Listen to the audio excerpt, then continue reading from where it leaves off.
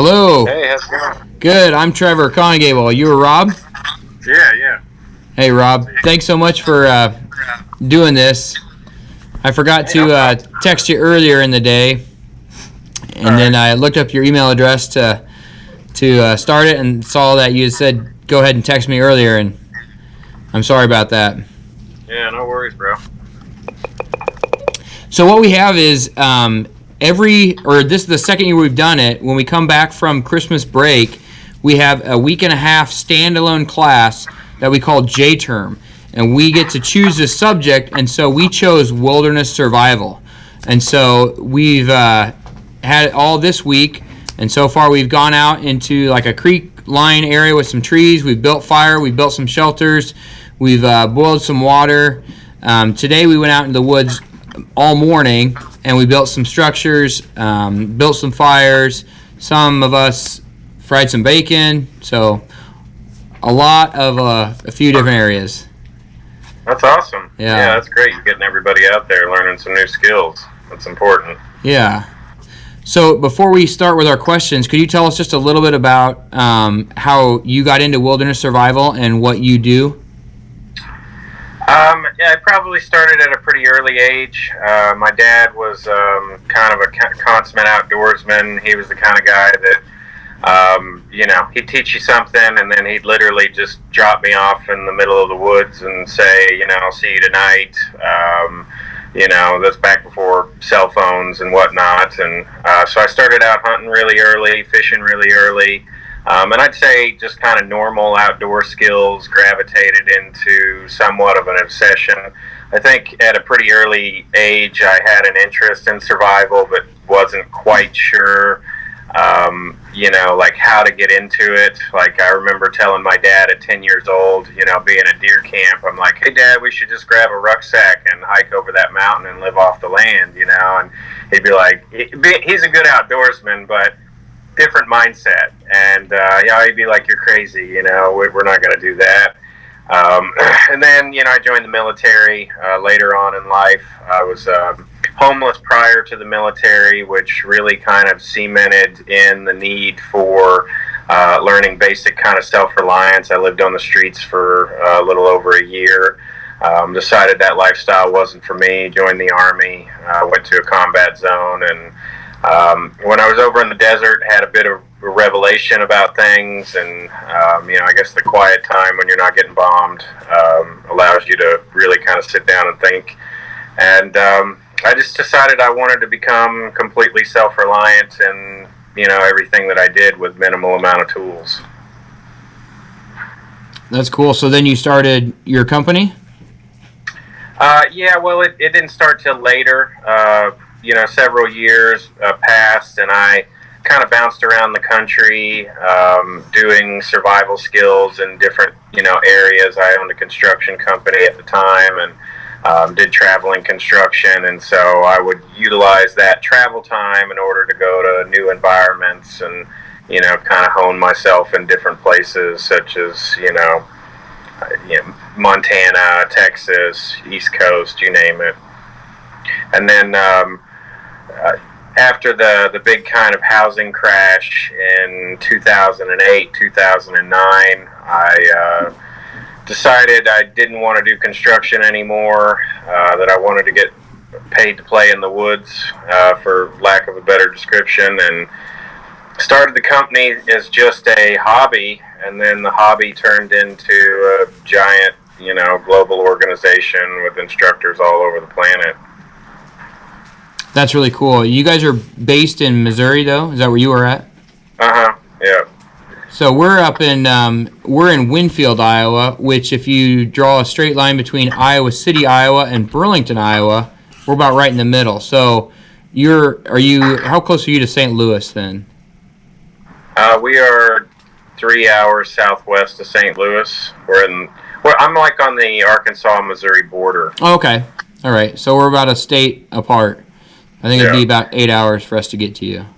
Mm-hmm. So very cool. Well, we'll start with the questions. What considerations do you think about when you choose a campsite? Campsite's going to be very contingent upon, the environment that you're in, but some kind of foundational rules are, shelter, water, and fire are essentially one unit, and they kind of go together as far as the survival priorities are concerned. And anytime you're looking to make camp and build a shelter, whether it's something as simple as a tent or you're building, something primitive to live out of, you've got to take into consideration how close water is. Is there available firewood for you to burn for the period of time that you're planning on staying there? And then you've got to think about simple things like, what are the dangers in the area, such as, let's say if you're in Montana, you don't want to build, along a game trail or an area that grizzlies frequent. Same thing goes for any kind of predator country. You want to look for things like widowmakers. Widowmakers are essentially trees that could fall on you in a windstorm, stuff that's over your tent. And just be mindful of placing your camp in an area that is in colder conditions out of the wind. So a lot of the times you're going to want to be in a lower lying area. If it's summer, and let's say you're trying to look to get away from mosquitoes, your summer camp is going to look different than your winter camp. You might be in a summer camp, you might be in an open, kind of exposed hilltop area to get away from bugs. So you got to take a lot of stuff into consideration when choosing a camp. Okay. Who has question 2? What group? Okay, I'll go ahead and ask it. What's the first class you would recommend a beginner take from your organization? I mean, we pretty much always recommend, it really kind of just depends on like your training time availability. So if taking off for a week or more is going to be difficult, then our Weekend Survivor program is good. It's kind of like all the highlights of our longer term programs, and it'll teach you all the kind of basic skills you need. The standard program is anywhere from 3 to 7 day classes, and it starts you with the basics all the way to turning you loose in the wilderness with just a knife to survive for 7 days on Scout Survival. So it starts super easy. Anybody can do it, and then by the time the course is to Scout Survival, it's one of the tougher classes in the country. And then we've got a 45-day survival instructor program, which is just about the most intense, program that you can take, at least in this part of the world anyway. Yeah, that sounds intense, 45 days. What's the strangest thing you've ever eaten in the wild? So how many people am I talking? Okay, well, we have a group of 5 that are in the shop just right outside the classroom here. We have a group right here, a group of 4. Hey, right back. What's up, fellas? Hi. Hello. And then we have a group that you can't really see them right now. It looks like their computer screen is tilted back, but there should be 4 of them. There they are. So there's 14 of us. Okay. Yeah, and we're awesome. Anywhere from middle school to high school. Very cool. Yeah. So it's been fun. It's been fun with the. Kind of stuff that, go ahead. This is the kind of stuff that needs to be passed on. Like a lot of these skill sets are getting lost, especially with young adults and smartphones and access to technology. Everybody's losing touch with more primitive skill sets, and don't get me wrong, I'm talking on the newest, baddest iPhone that you can get, but I think that everybody needs to start with some kind of foundational primitive skills. Primitive skills is something that should be taught in school, because this is really the only skill set that anywhere you travel in the world, it provides for your core basic needs. So, whether it's a disaster or you getting lost in the woods, or maybe just later on in life you lose your job, just learning wild plants can feed you and provide all your own medicine and everything that you need for your kind of just basic core survival needs. Yeah, I really like it as a class because of all the problem solving that's involved. I mean, everything is just a problem that you have to solve. Where if you're out in the woods, what's the first problem? Well, probably shelter is your first problem. How are we going to solve that? And then everything goes from there. So I really like that aspect of it, and I firmly agree with you. The primitive skills, they're kind of getting lost if we don't continue to practice them and carry them on. Yeah.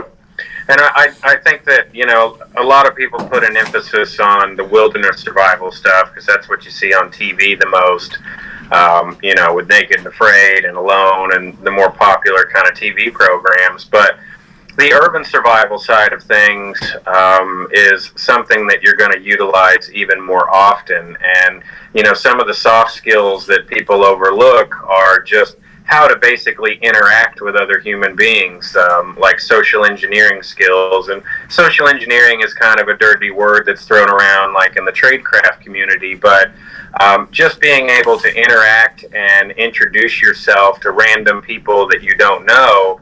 A billionaire was saying the other day that introverts need to learn to become extroverted because all the resources that you need in any kind of urban environment are outside of you. Someone else has control of them. Whether it's getting a job or negotiating, for a car, like it doesn't matter. Like basic people skills is something that could be considered a survival skill on many levels. Right. Yeah. So what are your top 4 items for wilderness survival? You always start with a knife. So our core survival priorities are shelter, water, fire, food, tools, navigation, and medical. And, we always say medical is the least important skill set until you jack yourself up, and then it's the most important bit of kit that you'll ever have or need to have. That being said, having a good knife is number one because literally everything that you need, as long as you have some kind of cutting element or cutting tool, can be reproduced with the right skill sets. You take that one tool away and it changes the ball game completely. The invention of steel and the invention of tools that can be used to process resources in the wild is the number one, technological thing that every human being needs. And the forest, when you look at it, is really just a huge commodity resource, right? So everything that's in our house, most of the items that are created in our everyday life were in some form or fashion harvested off of the land, whether it be from the soil or the trees or the tree canopies, wherever. Nature is essentially like a big store, and all of those commodities are kind of laying around, and if you have the right knowledge and tools to process them, you can turn them into almost anything that you can think of, from creating, nice backpacks to creating your own rope, creating your own clothing, shelter, water procurement tools, hammers, you name it. Okay, very good. So what goes through your mind for keeping calm if you're in a survival situation, or say you're out hiking and you realize you're lost? What are some things that you've learned to help keep calm so you can think through that situation? Well, first off, with getting lost, I think that getting lost is a lack of awareness. Most people who get lost don't do so because they don't understand how, to read a map and compass, or they don't have their GPS with them. They get lost because they don't keep their head on a swivel. They don't pay attention to where they're going. They think about a million other things instead of focusing on where they're at and being in the present here and now. And the way the human brain works is we're not like birds or other animals that have are in touch with the magnetic waves, right?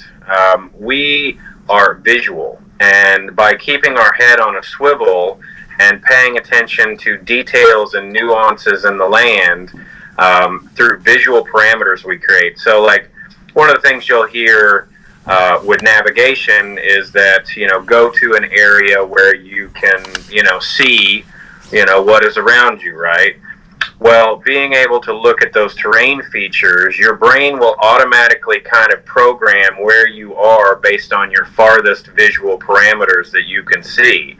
And if you're constantly traveling in a manner that puts you in a position to be able to see your surroundings and then pay attention to those surroundings, you have a very kind of low likelihood of getting lost. Where people get really screwed up is they think, oh crap, I'm lost, I'm going to try to take a shortcut, hold on, sorry about that. Oh, Just no had a problem. bunch of people walk in the house. No problem. So, as far as keeping calm is concerned, I think that really boils down to your training. Anybody who has ever been in like a street fight, for instance, you're always going to be more amped up if you've never had any martial arts training. The person with the least amount of training is always going to have the biggest adrenaline dump. So the thing that you can do in order to, limit your overall fear level is simply training, putting in the practice and getting the dirt time, because that eliminates the fear from the equation altogether.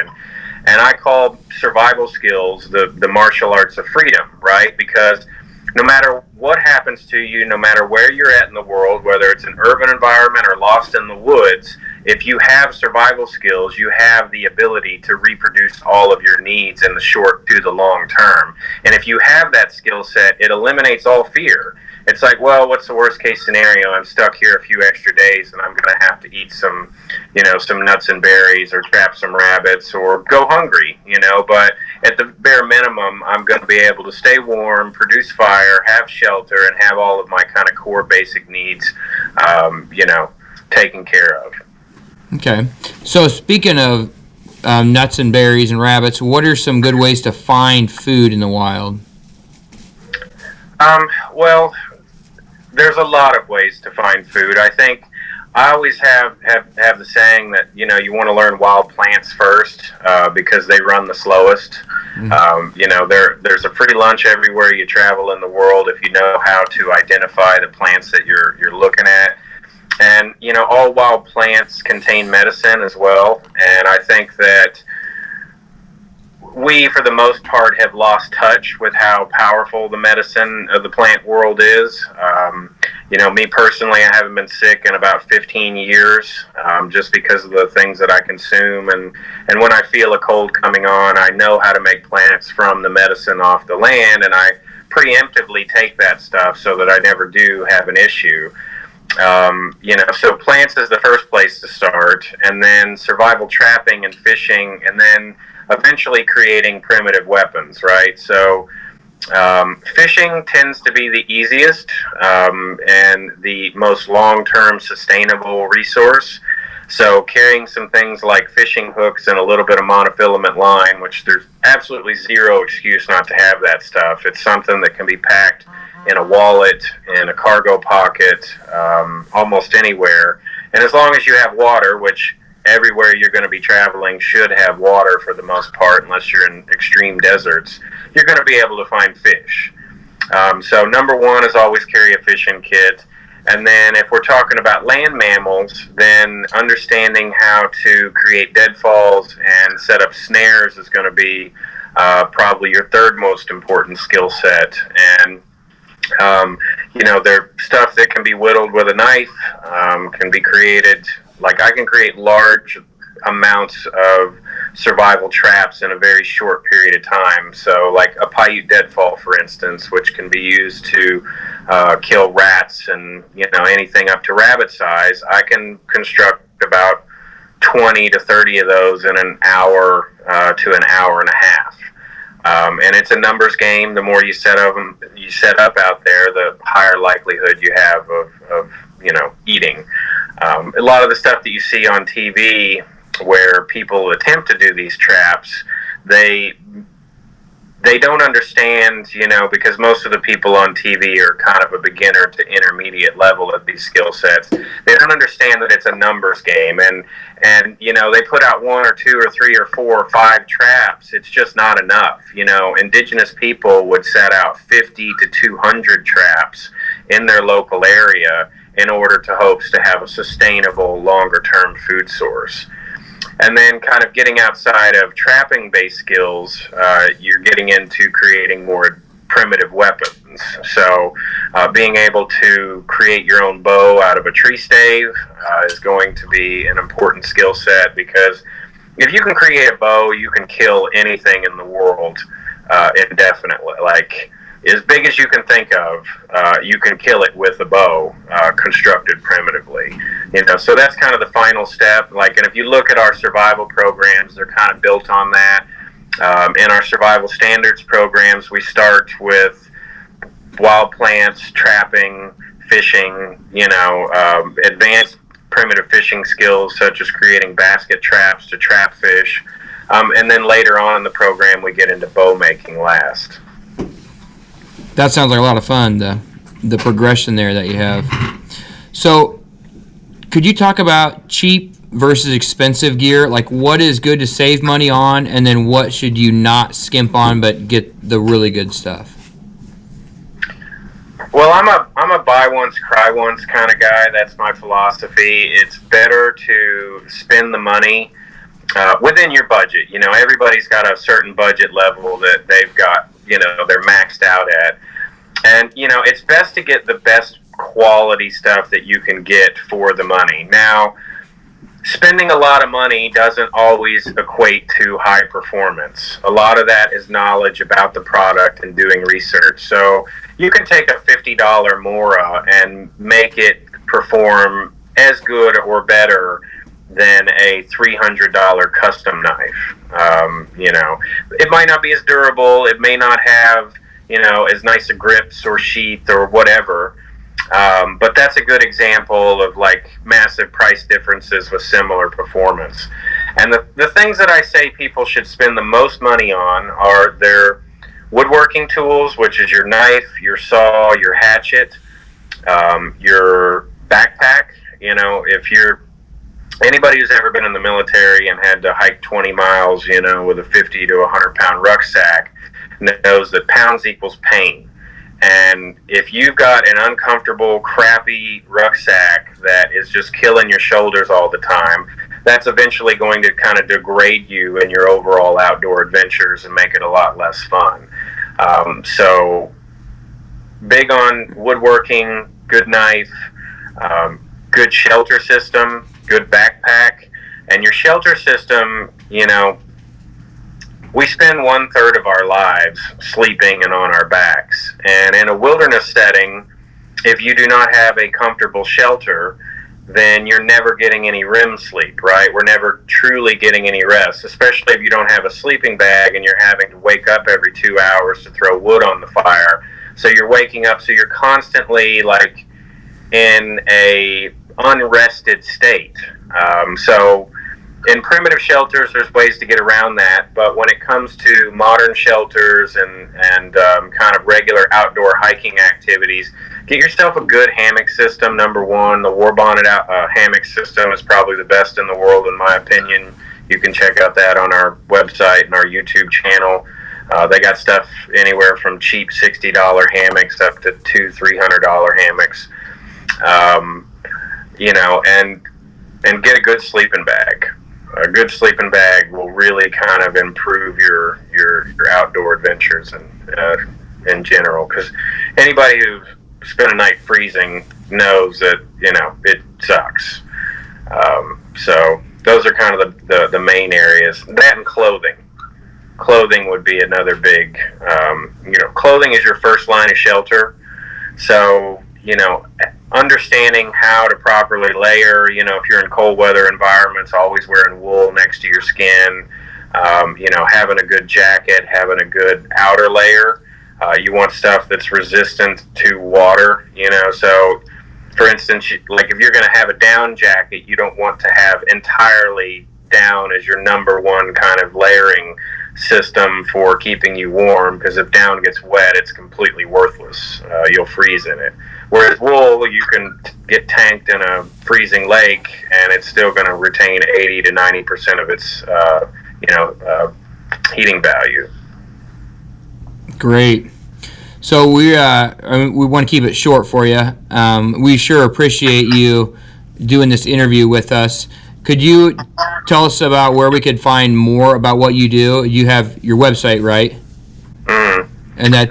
We've got a big YouTube channel. There's several hundred videos on there. Our Instagram page has got 27,000 followers or so. There's a couple 100,000 followers on the YouTube, and we post stuff fairly regularly. I'm a little hit and miss on the social media stuff. I'll run it real hot and heavy for a few months, and then I'll pull back, and we don't do as much YouTube stuff as much anymore, just because it's over the top time consuming. But there's a lot of great resources out there that you can learn from online.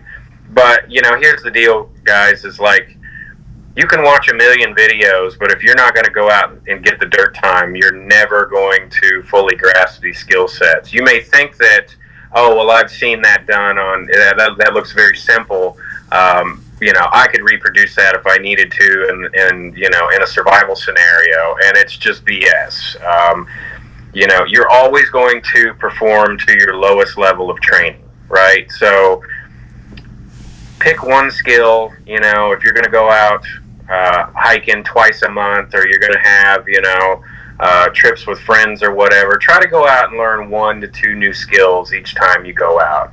And over time, with dedication and a little bit of patience, a year from now, you'll be a whiz at this stuff. And you can learn all of this stuff without a survival school. I'm self-taught.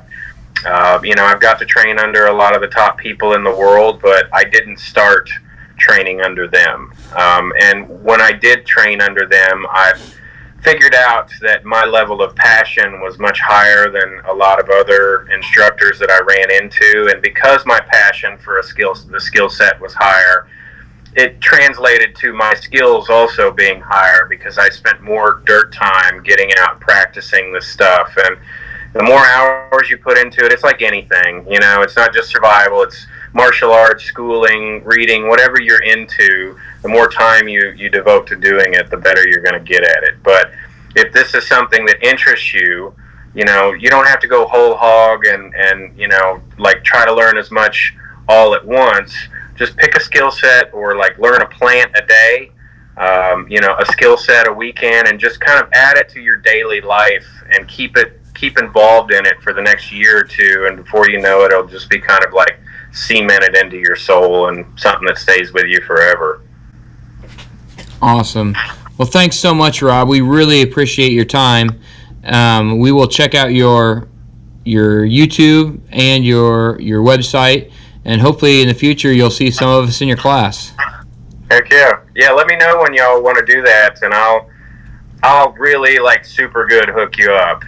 We might even be able to do some kind of private session for y'all, and I can have either myself or one of my main instructors just run a custom program for you guys, because I'd love to see young people get involved in this stuff, and then maybe one day they pass it down to their kids or their friends or their parents or whoever. So yeah, that would be fantastic. We'll definitely need to stay in contact about that for sure. Cool. All right. Well, I appreciate you guys contacting me, and if you need anything, don't hesitate to call. All right. Thanks a lot. All right. Have a good day. Bye.